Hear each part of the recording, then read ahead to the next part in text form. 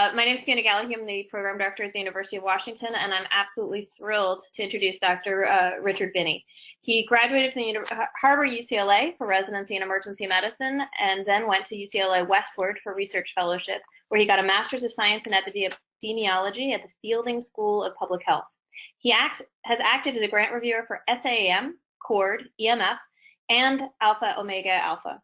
He acts as the methodologist for the ACEP Clinical Policies Committee, and he is currently the Associate Program Director at the Denver Health Residency in Emergency Medicine and an Associate Professor in Emergency Medicine at the University of Colorado School of Medicine.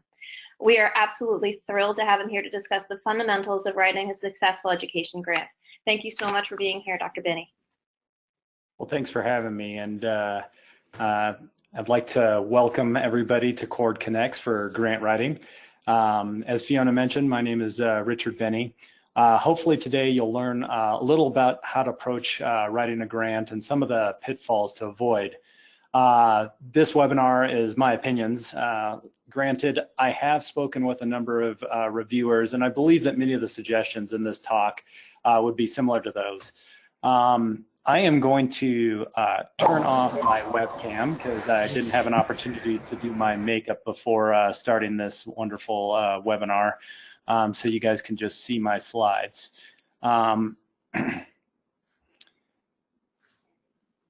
So I have no conflicts of interest. I think that, of course, I probably would be willing to sell my soul for the right price, however, so if anybody has any ideas, feel free to just send me a note. So the first thing I want to talk about is the timeline. The timeline is much more extended than most people assume. It's really pretty common for people to believe that they can throw together a grant in 4 to 6 weeks. And I suppose that might be possible if the only thing you had on your plate is writing a grant and you had experience with grantsmanship. But for most people, that's not the case, and so I think it's unrealistic. So the first thing you need to do is figure out what your target grant is and what your due date is. And I would say subtract 2 weeks from that due date. And the reason is that the last hurdle that most people don't think about in their timeline is the fact that they have to run their grant through their local grants office. And sometimes getting the necessary signatures and stuff like that can take a couple of extra weeks. And you don't want to miss the deadline for your grant submission just because your grants officer couldn't turn the grant around.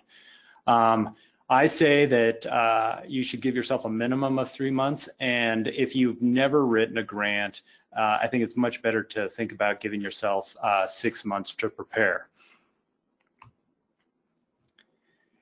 So I think that the most important part of grant writing is actually trying to figure out the question that you're going to try to answer.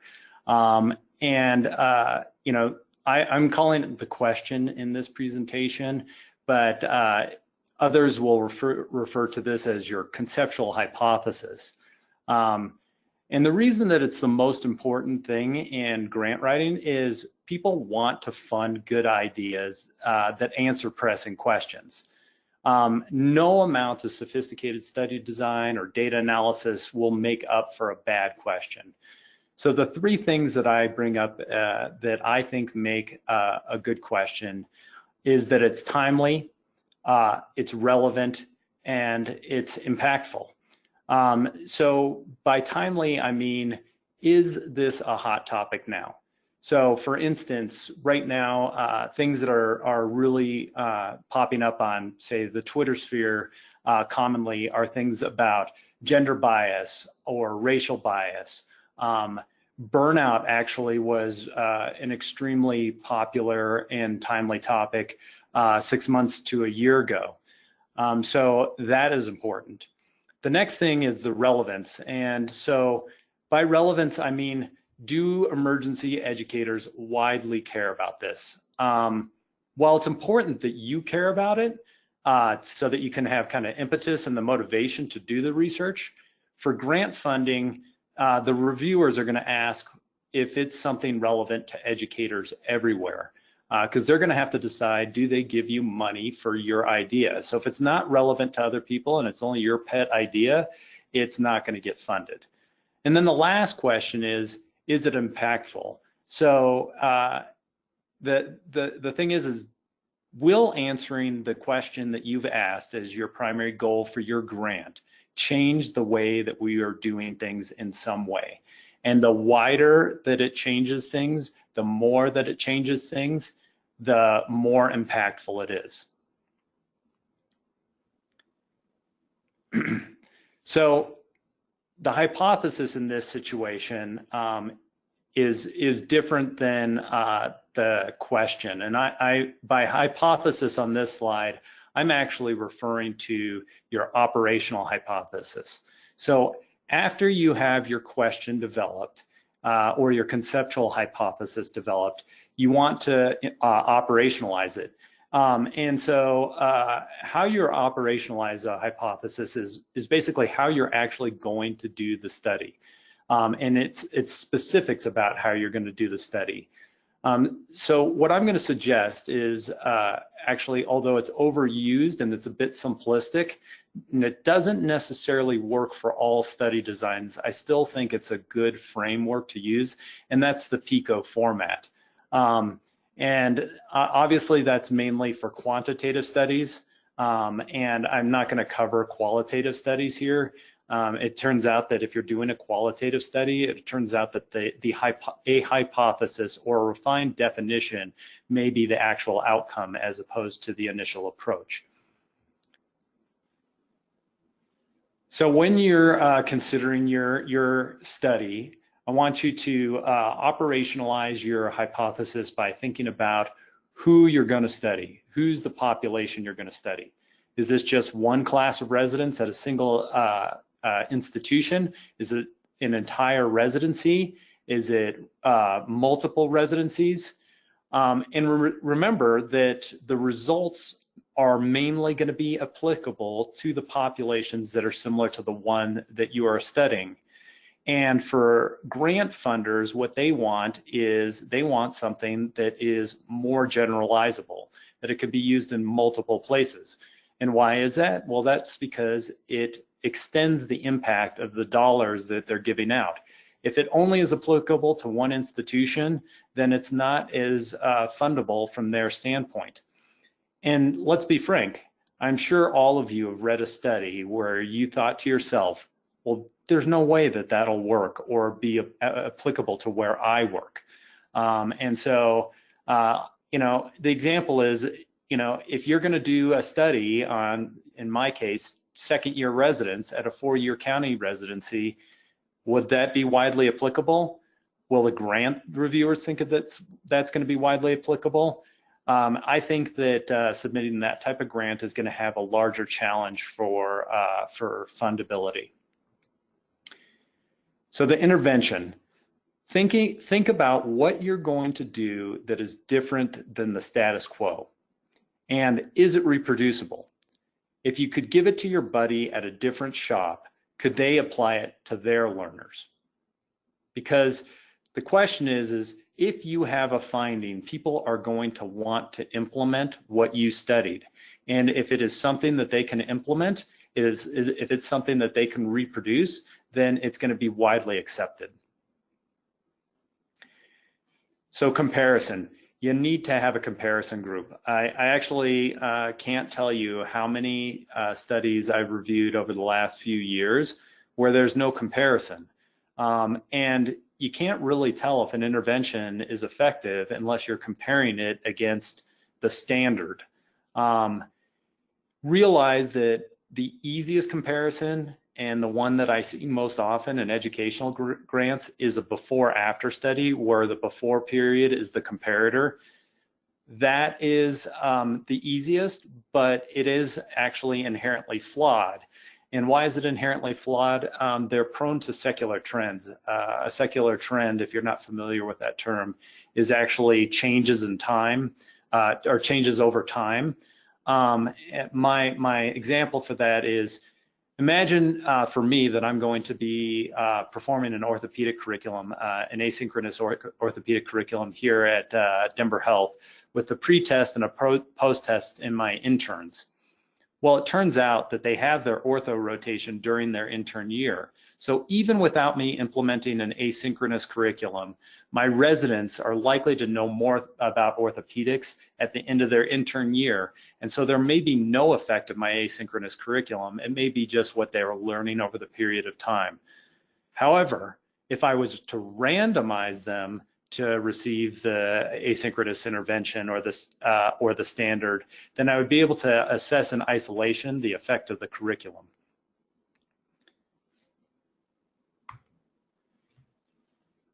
So outcomes. Most of you guys are familiar with this triangle. I have no idea why in educational theory we love triangles so much. It seems like every educational theory has triangles. But this is Kirkpatrick's model of educational assessment. It's something that's well known in educational circles. At the same time that it's familiar to most educators, many educational interventions have an outcome that is something like a survey instrument asking residents what did they learn or did they like it. Well, that's reactions. That's actually at the bottom of Kirkpatrick's model of educational assessment. The top is results. What actual impact did it have? So I want to point out, if you're going to just assess for reactions, that's the weakest evidence, all right? I want you to try to strive toward the holy grail of educational research, and that's that your educational intervention will somehow affect patient outcomes. I mean, imagine if you could show your curriculum saved more patients' lives. That is impactful. That is why it's at the top level of the Kirkpatrick's model. And if you set that out as your outcome for your grant, you're way more likely to be grant funded, because the grant reviewers are going to say, well, wow, this is actually changing the way that we take care of patients. And that's in the end one of the reasons why we educate residents, is to try to make them better doctors. All right, so methods. This is something that sends a shiver down a lot of educators' spines. You know, how are you going to analyze your data? I'm just going to point out that if you aren't doing a randomized trial with normally distributed data, then you better not be using t-tests. T-tests are a basic statistical test, but they only can be used in normally distributed data, and it really should be in randomized trials. In fact, it turns out that the more prone your study design and data are to confounding, the more sophisticated your data analysis needs to be. So keep that in mind when you're writing your methods for your grant. If you don't know about methods, get help. Even if you do know a lot about study design, you still probably should get outside opinions. In fact, I work with R01 funded researchers, and they almost always are asking their friends and co-investigators if their study design and data analytic techniques are reasonable. And they ask that before they write the methods for their paper. And the reason that they do that is it is far easier to change the design or the analysis before the study starts, as opposed to having flawed data at the end. Educators, on the other hand, I've noticed, are for some reason afraid to ask for help when it comes to methods frequently. And some of the reasons that I've seen among educators that I've worked with is they're worried they'll seem dumb. Well, you have to get over that. I mean, you need to be able to ask for help in areas where you don't have expertise. And, you know, if researchers are doing it, there's reason you should be doing it as well. They're worried someone will tell them to design their study differently. Well, that's actually something you want to have happen, because if your study design is flawed, you'd rather fix it now than end up doing all the work and coming up with flawed data in the end that's not publishable. And finally, it turns out that educators seem to be really protective of the research ideas, but let me give you a hint. No methodologist wants to do a study using asynchronous orthopedic curriculum. That's not their game. So to summarize thus far, You've come up with a timely and relevant, impactful question. You've created an operational hypothesis. You have a generalizable study population. You have your intervention. You have a comparator group, and you've decided on your outcomes, and they are not just a survey that's pulled out of your backside. So now is the time to write. Now, I have the writing written in this specific order for a reason. I think that you should write a grant in the order of aims, methods, background, and then fill in the rest. And why do I say that? Well, many people want to write the background first. However, the money quite literally is in the aims and the methods. Grant reviewers will focus more on those two things than anything else.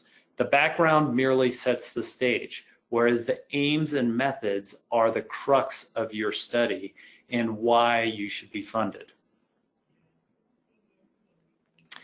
So for aims, I recommend people focus on 2 to 3 specific aims and avoid more than that, okay? So what are the aims? The aims basically are the tasks that you will do to prove your hypothesis.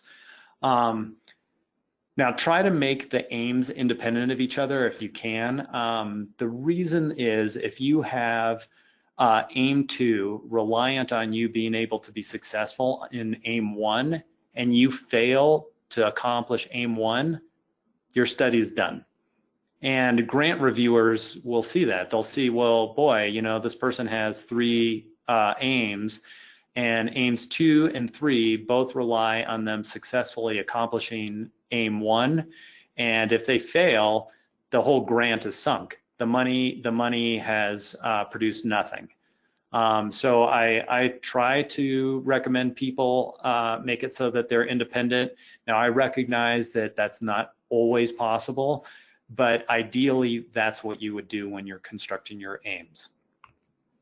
So methods, once again, I'm just gonna harp on this a little bit more, but if you don't have methodology experience, get help. But notice I said help. Don't expect a biostatistician or a methodologist to write your methods for you, all right? And part of the reason is you should use this as an opportunity to learn how to do study design. And in fact, some of the most prolific researchers in emergency medicine never got formal training, but learned as they went about how to do the studies that they were performing. When you're writing your methods section, imagine that you are writing your final manuscript. The methods should be written with the same level of detail as if you were writing the final method section for your manuscript. If you would think that, boy, the manuscript reviewers of my paper would be critical of my method section, well, so are the grant reviewers when they review your grant.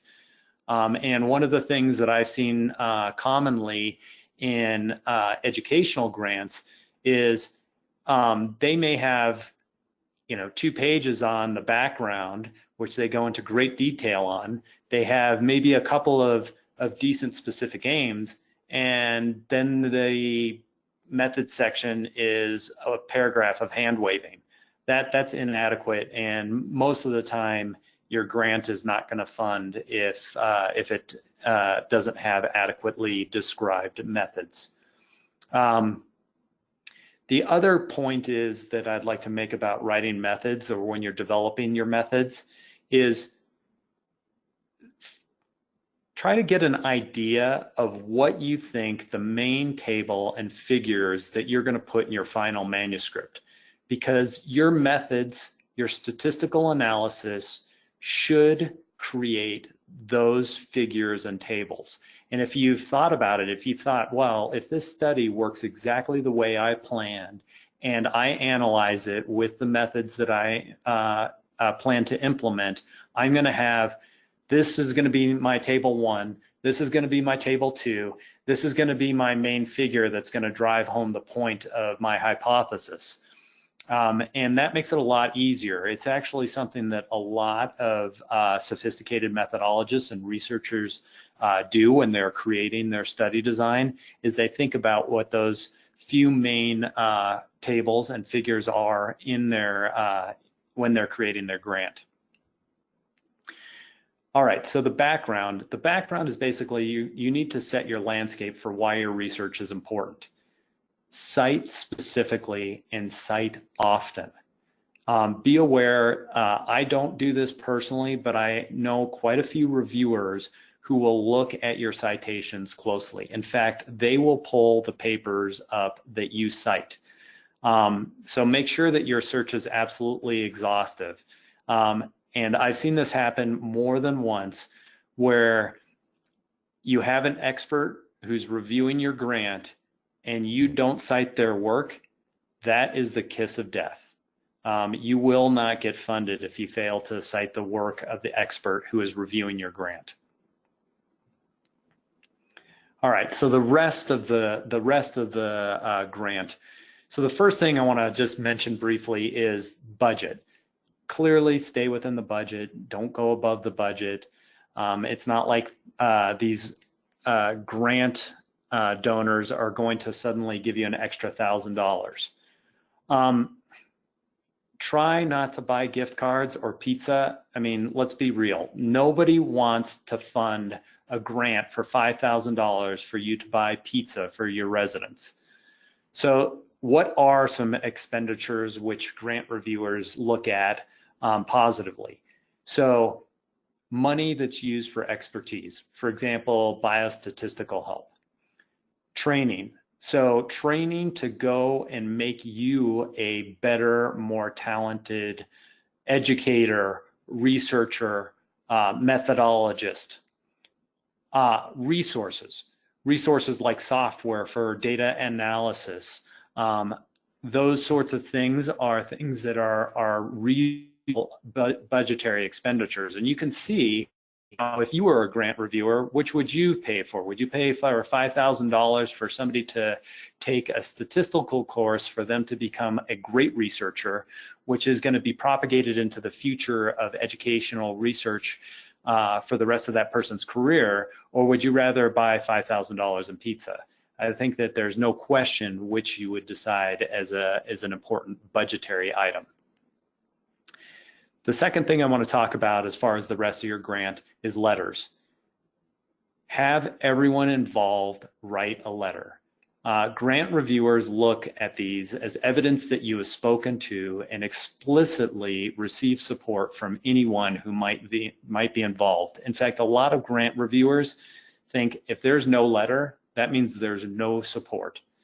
So another trick that a lot of people use when they're doing their grants is they write the letter for people and then let them edit it. It helps make sure that they're actually spelling your name right and that the letter speaks coherently about your study. If your study crosses across specialties, the other specialty should write, or a representative from the other specialty should write a letter in support. If you're using more than one institution, a representative from those other institutions should also write a letter. And then finally, I just want to bring up something about biosketches. Review your mentors and your co-investigators' biosketches. I can't tell you how many times I've reviewed grants, and it seems awkward when the biosketch seems to refer to a different study. All right, so editing. So let's be frank, spelling errors make you look sloppy. Grammatical errors make you look sloppy. Poor formatting is hard to read and it makes you look sloppy. Having 3 different fonts in your grant make you look sloppy. Nobody wants to give money to someone who is sloppy.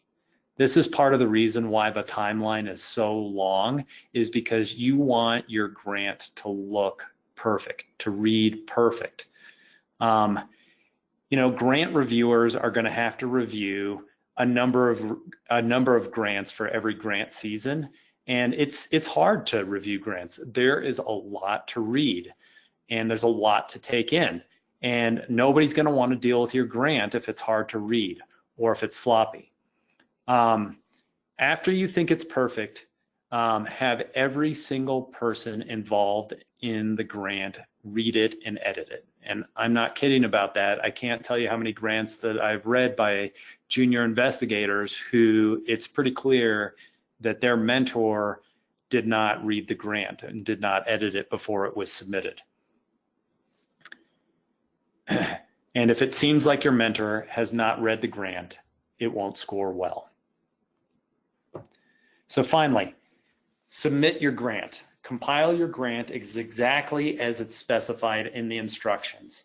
This is also something that's pretty irritating to grant reviewers, because if every single grant that they're reviewing has a slightly different format, it makes their job much more challenging, and making their job challenging makes them grumpy, and nobody wants a grumpy grant reviewer reading their grant. Double check to make sure that you have all of the sections included. It's actually pretty common as a grant reviewer to have grants submitted that actually omit an entire section that's requested in the grant directions. And then finally submit it and expect to wait for months. So the final thing I want to talk about is I'm just going to cover, and a lot of these are going to be reviews, but they're just pitfalls. And there are 10 pitfalls that I think will put your grant at risk of not funding. So the first one is a pet question, which is interesting to you, but is not interesting to the educational or scientific community as a whole. The second is a poorly defined population or non-generalizable population. The third is no comparator, or a comparator which is so different that the outcomes might not even be attributable to the intervention itself. A poorly defined outcome, a weak outcome like a non-validated survey, or a highly subjective outcome. Not understanding the methods and not seeking help in designing the methods of your study. Poorly or inadequately described methods. Focusing on areas other than the aims and the methods in your grant writing. Sloppy presentation, not giving yourself enough time to prepare your grant, and lastly, failing to follow the directions of the grant. So with that behind us, hopefully you guys are ready to send out a grant to make some money. And I'm actually gonna put a challenge out there as educators that you strive in your research projects to try to figure out a randomized controlled trial with patient-centric outcomes. Because if we're gonna make ourselves stand up next to the researchers and earn their respect, we have to accomplish that under the same metrics as they're held to. So with that being said, hopefully I've given you guys some meat to think about. Does anybody have any questions or any comments that they would like to make?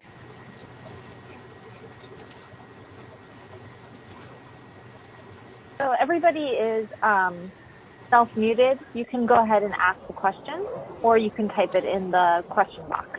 So if you're not going to ask the question, if you don't mind self-muting.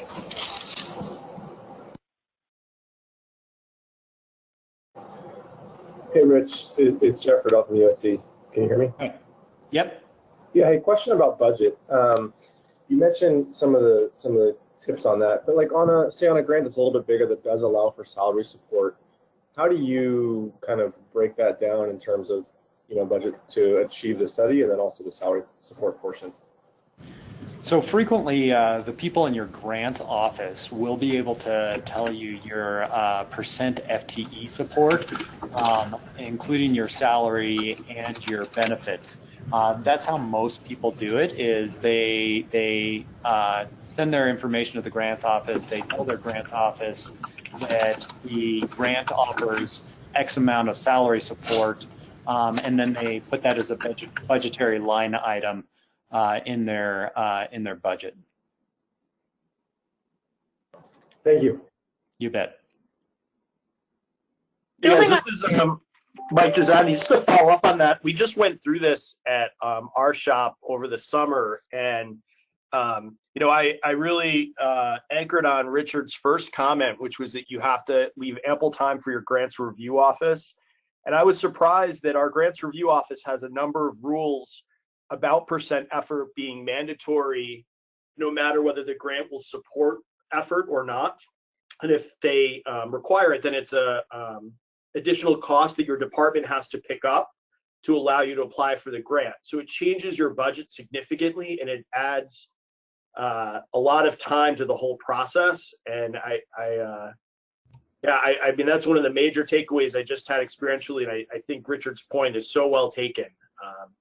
I don't know whether there's other suggestions for how to plan ahead for that you might have, because this was really a big learning curve for many of us. Well, I think that a lot of people think of their grants office in some ways as an obstacle, and therefore they avoid them, which is a mistake. Certainly they can be an obstacle, but you know, approaching them early in the grants process and asking them what their requirements are and what they need is really a good idea from the outset. You don't need to even have an idea of what your study is going to be about before approaching your grants office and asking them what do they need from you for a grant to be able to move through them in an expeditious fashion. And like you mentioned, Mike, the fact that a lot of grants offices take more than 2 weeks, I would say 2 weeks is a minimum, is something you can ask your grants officer. And frequently, you know, you will have a single grants officer who's assigned to your department in a lot of hospitals, or maybe two if you're lucky. Frequently, it'll be one grants officer who supplies multiple departments. And if that's the case, if they're on vacation, you might be out of luck. So you got to make sure that you plan ahead for that step.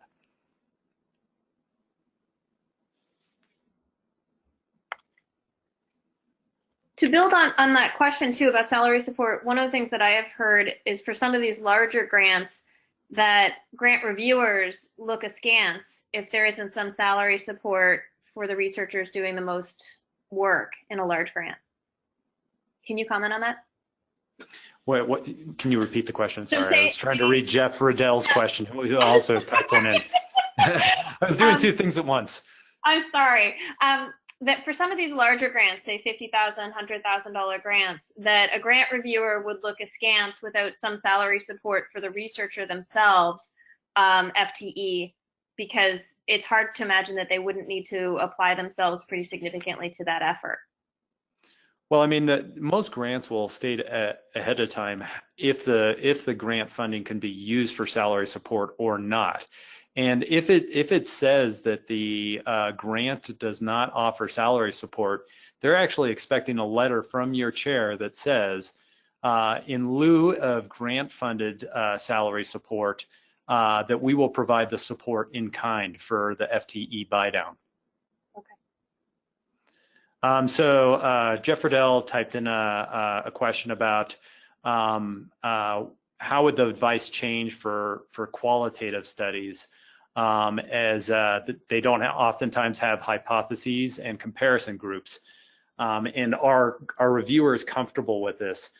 So yes, reviewers are comfortable with qualitative studies to a various extent. I mean, it's certainly something that most people aren't doing frequently. It's a much smaller pool of people who have that expertise.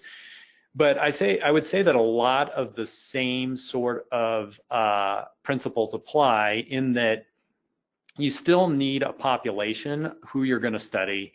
You need a very coherent plan for how you're going to recruit those, whether it's snowball sampling or some other technique that really shows that you've thought about how you're going to get the expertise to be in your groups.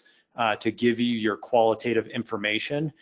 They want to know how you're going to perform the questions and interviews, and who is going to perform them. And finally, they're going to want to know that you have actually enough methodologic sophistication that you can suggest ahead of time that you're going to have thematic saturation in your study. So you need to make sure that you cover all of those bases when you're writing a grant about a qualitative study. Hopefully that answers Jeff's question. Yes, thank you. You bet. There's another question here from Bjorn that says, I'm curious in regards to the statement that grant reviewers don't want you to pay for gift cards and pizza. Are there best practices for inducements for participation, whether random draw, purely voluntary, or otherwise? So clearly, if you think that you're going to have difficulty recruiting people, it's common practice for people to use food and money to try to get people to participate. But you need to actually make a pretty good argument somewhere in your grant for why that's necessary. So there's oftentimes a section where you can write in a budgetary justification, and it better include why you need to buy pizza and why you need to give gift cards. I do think that a random drawing is a great way to get more bang for your buck than giving everybody a gift card. Have I done studies where I've given gift cards? Absolutely. I've done it, and I've actually done it in qualitative studies where I'm trying to get people to spend an hour out of their day in a focused interview. That's a lot of time dedicated for colleagues in medicine to spend being basically hounded in an interview session. So I have used it, but I would just say that it's not going to be nearly as strong as using it for one of those other things like resources or developing expertise. So hopefully that answers your question. Thanks, Richard. Yeah, any other questions? Thank you again, Dr. Binney. It's wonderful to have you here. Thanks.